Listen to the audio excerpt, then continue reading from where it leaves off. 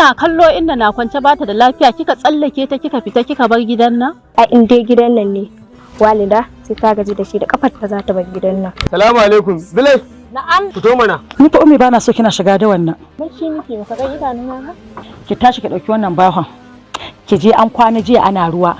Ki je taki na nan ki iba ki je ki kai gona. Ya kamata ki gaya mata ta gyara. Zamantakewar aure ba haka take. Daga ina kike?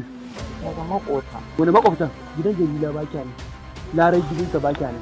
Gidan Asaba ba kya ne. Ina kika je? Ba ki ga yanda gurin nan ya rufta ba, hatta kai ta kawo mina kallon makwabta suna kallon. Abun da kake yi abokina baka kyauta. Gulma ta kai ma ke. Baka kyauta kuma duk garin nan ba wanda zai ce baka kyauta in ba ni ma dan na isa ne. Walida a je gona a tsinto min kara mai kyau mai kwari a zo a yi rami a maida min dannan karana. Wani tafi zaki ci baccin? Inna duk na gama wani aikin gidan nan ba saura. Wallahi ba na son sa aikin da wannan.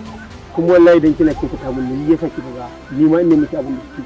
Yanzu ke Walida wannan zaman shine alkhairi.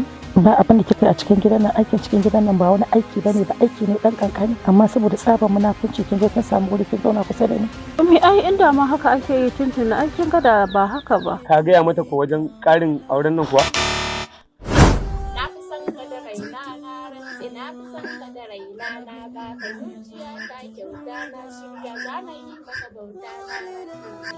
A cikin kaji na kuma ɗauko ƙwaya ɗaya don ƙwaleliya a yanka musu.